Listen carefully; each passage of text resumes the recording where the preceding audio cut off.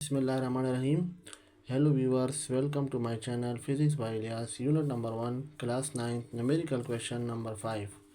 ये जो न्यूमेरिकल है ये इस चैप्टर का लास्ट न्यूमेरिकल है।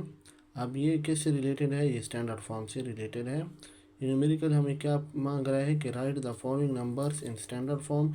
क्या आप ये जो नीचे दो नंबर दिए हुए हैं इनको आप स्टैंडर्ड फॉर्म में लिखें। पहला जो दिया हुआ है वो क्या है? मास ऑफ बैक्टीरियल सेल, वो ये है जो बहुत ज़्यादा स्मॉल नंबर है। दूसरा हमें डायमीटर ऑफ सन दिया हुआ है जो इसके बराबर है, जो बहुत बड़ा लार्ज नंबर है। अब देखिए हमें सोल्यूशन पे आना है, तो देखिए सबसे पहले हमने क्या करना है, मास ऑफ बैक्टीरियल सेल को लेना है। मास ऑफ बैक्टीरियल सेल क्या है? 0.00000000005 kg मीन्स ये इतना ज़्यादा स्मॉल है। अब इसको हमने स्टैंडर्ड फॉर्म में लिखना है। तो देखिए जैसा कि हम जानते हैं कि स्टैंडर्ड फॉर्म का जो फार्मूला है वो क्या है? n is equal to m multiply 10 की पावर एक्सपोनेंट। n आपसे ये नंबर का कह रहे हैं। m मेंटेसा, मेंटेसा किसे कहते हैं? फर्स्ट नॉन ज़ीरो डिजिट को मेंटेसा कहा जाता है। और एक्सपोनेंट क्या है? इसको हमने जब पावर ऑफ 10 में लिखना है तो ये इसका एक्सपोनेंट कहलाएगा। तो देखिए n हमारे पास ये नंबर क्या है? इस नंबर को हम किस चीज़ से डिनोट करते हैं? स्मॉल m से। मास है बैक्टीरियल सेल का। अब देखिए हमारे पास ये पॉइंट है। अब इसको हमें क्या करना है? फर्स्ट नॉन ज़ीरो डिजिट की तरफ लाना है। तो जब हम इसको फर्स्ट नॉन ज़ीरो डिजिट की तरफ लाएंगे तो according to rules number 2 of standard form का जो रूल नंबर 2 है उसमें क्या है? If the decimal point is move towards right from its given initial position then the power of 10 will be negative. तो जब हमारे पास एक डेसिमल पॉइंट है वो राइट की तरफ आएगा अपने गिवन इनिशियल पोजीशन से, तो उसमें जो पावर ऑफ 10 जो होगा वो क्या कहलाएगा? वो हमारे पास नेगेटिव में होगा। तो देखिए ये क्या होगा? 1 2 3 4 5 6 7 8 9 10 11 12। तो इसका देखिए मैंटेसा क्या आएगा? 5 मल्टीप्लाई 10 की पावर -12। -12 इस वजह से हम लिखेंगे कि देखिए रूल नंबर 2 में जब आप डेसिमल पॉइंट को मूव करेंगे towards right from its given initial position then the power of 10 will be negative, और इसके साथ हमने यूनिट लगा लेना है। तो ये इसका आंसर आ गया है। अब सिमिलरली जो दूसरा हमारे पास है, सिमिलरली इसी तरह बी वाला आप देखें, बी वाले का हमने सोल्यूशन लिखना है। डायमीटर ऑफ सन क्या है? डायमीटर ऑफ सन, सन का जो डायमीटर है वो है हमारे पास, इसको लेट सपोज हम कैपिटल डी से डिनोट कर दें, 1,390,000,000 मीटर। अब इसको भी हमने क्या करना है? स्टैंडर्ड फॉर्म में लिखना है। इसको हमने जब स्टैंडर्ड फॉर्म में लिखना है तो देखिए क्या होगा? वी नो दैट, जैसा कि हम जानते हैं स्टैंडर्ड फॉर्म का जो इक्वेशन है या फार्मूला है उसको हम लिख सकते हैं n is equal to m multiply 10 की पावर एक्सपोनेंट। ये रूल नंबर फर्स्ट पे ओबे करते हैं। देखिए अब इसी के साथ भी वही स्टैंडर्ड फॉर्म में हमने इसको लिखना है कि अब हमारे पास ये जो पॉइंट है वो इधर है। अब इसको हमने क्या करना है?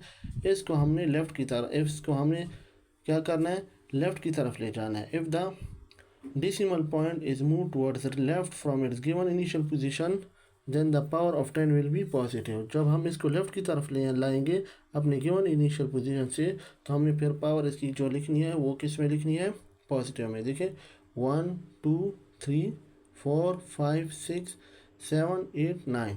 तो ये क्या आएगा? 1.39 मल्टीप्लाई 10 की पावर +9 मीटर। ये हमारे पास जो डायमीटर ऑफ सन है वो इसके बराबर होगा।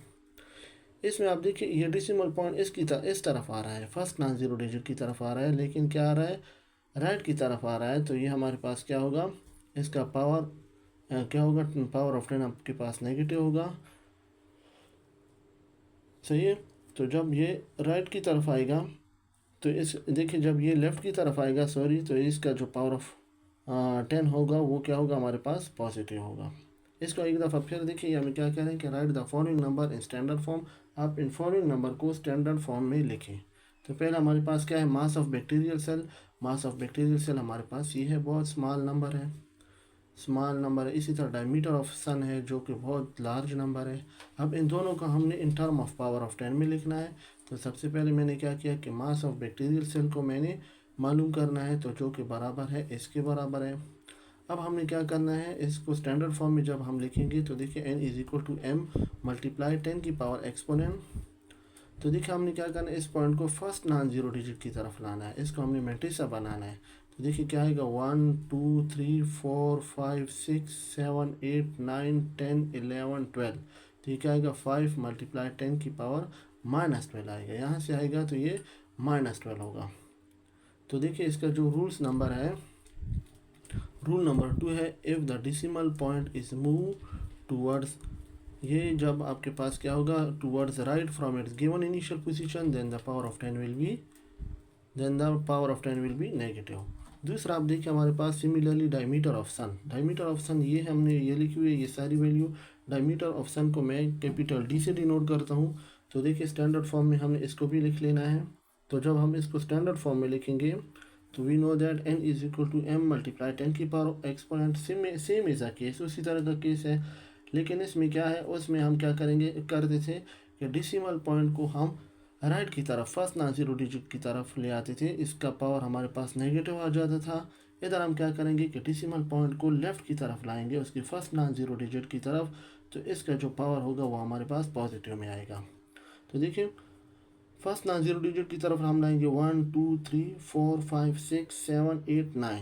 तो ये क्या हुआ गया 1.39 10 की पावर +9 मीटर। तो ये हमारे पास क्या है, स्टैंडर्ड फॉर्म और साइंटिफिक नोटेशन। पहला मास ऑफ बैक्टीरियल सेल का है और दूसरा हमारे पास डायमीटर ऑफ सन का है।